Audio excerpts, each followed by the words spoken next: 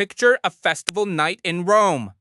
Torches everywhere, wine cups getting passed hand to hand, laughter spilling out of every open doorway, a crowd so thick you can't lift an arm without brushing a stranger's shoulder. And somewhere in the middle of all that noise, one man just stops moving, stands there, feels for reasons he couldn't really explain to you, completely alone. Not because nobody's around him. That's not the problem here. The problem is the opposite.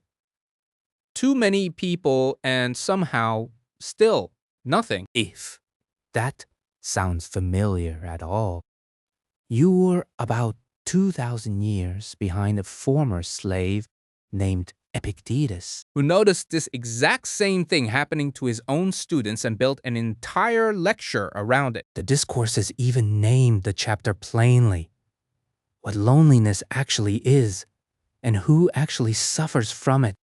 Most of us treat alone and lonely as basically the same word wearing two different coats. We assume the fix for loneliness is simple. Get people in the room. Call a friend. Fill the silence with a podcast. Group chat. Anything with a pulse. And when that doesn't work, when you're at a party or scrolling through 40 group chats or sitting across from someone you supposedly love, and the loneliness is somehow still sitting right there in your chest, most people just conclude something's broken in them specifically. Like they're doing friendship wrong. Like everyone else got a manual nobody handed you. Here's the part almost nobody tells you though. And it's the part Epictetus opens with. Being physically by yourself and being lonely aren't the same condition at all. They're not even close cousins. One is a fact about your surroundings. The other, he says, is a fact about your resources, or the lack of them. Solitude is a certain condition of a helpless man, Epictetus wrote. For because a man is alone, he is not for that reason also solitary, any more than a man who is amidst a number of men is therefore not solitary. Read that twice if you need to. I did the first time I came across it. Loneliness, in his definition, has almost nothing to do with how many bodies happen to be physically near you. It's about whether you can function, whether you can actually hold yourself together without leaning on someone else to do it for you, which means the crowded room and the empty apartment can produce the exact same ache. And, weirdly, the reverse is also true. A man alone on a mountain for a year can be the least lonely person on the planet if he's got what Epictetus calls being helpless figured out. So when does the ache actually show up? Epictetus gets specific here, maybe uncomfortably specific. When then we have lost either a brother or a son or a friend on whom we were accustomed to repose, he wrote, we say that we are left solitary. Though we are often in Rome, though such a crowd meet us. Notice what he's isolating, not the absence of people in general. The absence of one specific person you'd built your whole sense of steadiness around. The one you leaned on without even noticing you were leaning. Take that person away, and Rome itself, packed and loud and busy as it ever was, suddenly feels like an empty room because the crowd was never actually holding you up. He was. That's rule one, really. Even though Epictetus never numbers it like that, loneliness is a measure of your dependence, not your head count. Change how much of your steadiness lives inside other people, and you change the whole equation before a single friend even shows up or leaves. Fine. You might say, great theory. So what do I actually do with it? This is where rule 2 comes in, and it's the one people tend to resist the hardest because it sounds almost arrogant on first read. Epictetus points all the way up to Zeus himself as the model. As Zeus dwells with himself, and is tranquil by himself and thinks of his own administration and of its nature, he wrote. So ought we also to be able to talk with ourselves, to want no other person, not to be at a loss for a way of passing our time. Talk with ourselves, not talk to ourselves like some kind of breakdown.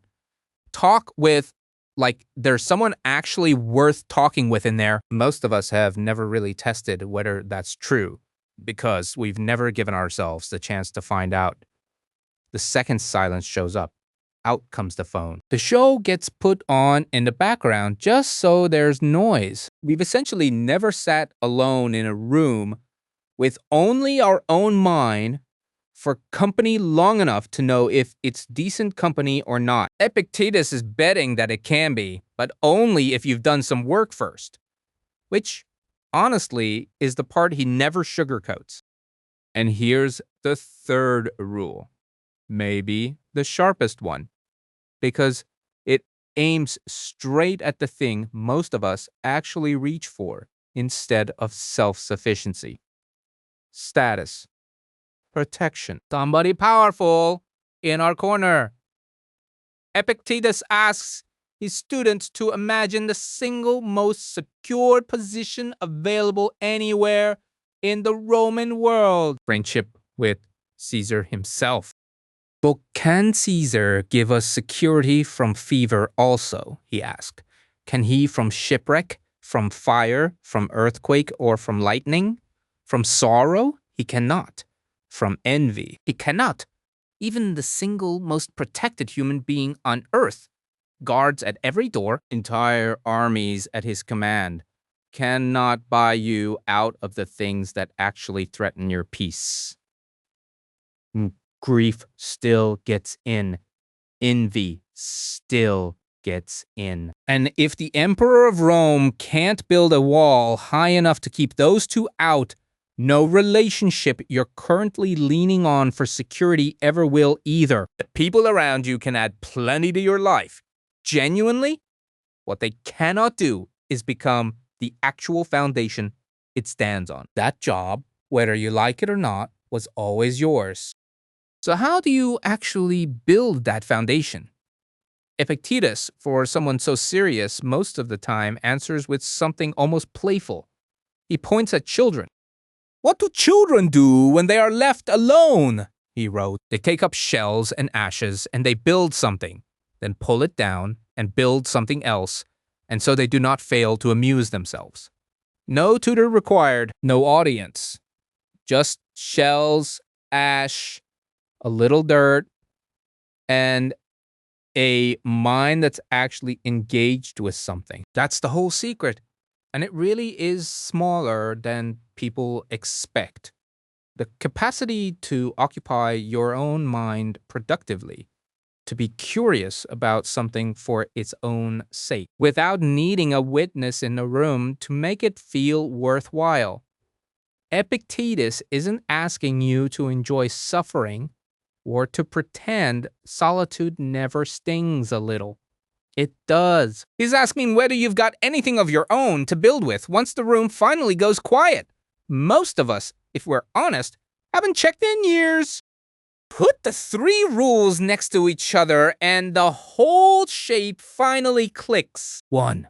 Stop measuring loneliness by how many people happen to be in the room. Measure it by how much of your steadiness is currently parked in someone else's hands.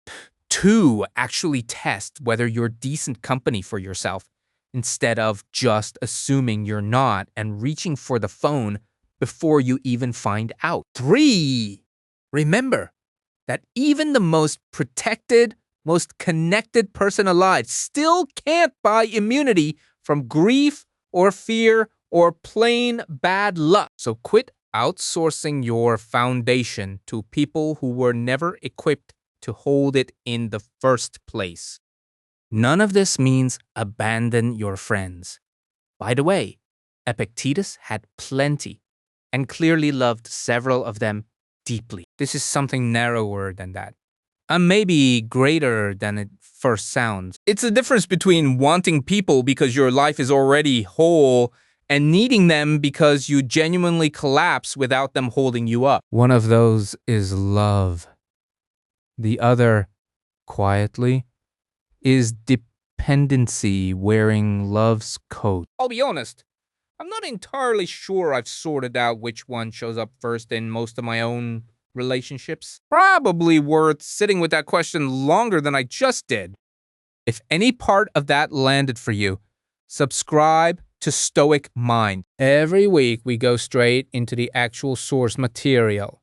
Epictetus, Seneca, Marcus Aurelius. Nothing watered down. Nothing paraphrased into mush. And the post. Maybe tonight, when the room finally goes quiet, resist reaching for the phone for just 5 extra minutes first. See what's actually in there. You might be better company than you assumed. Until next time, stay steadfast.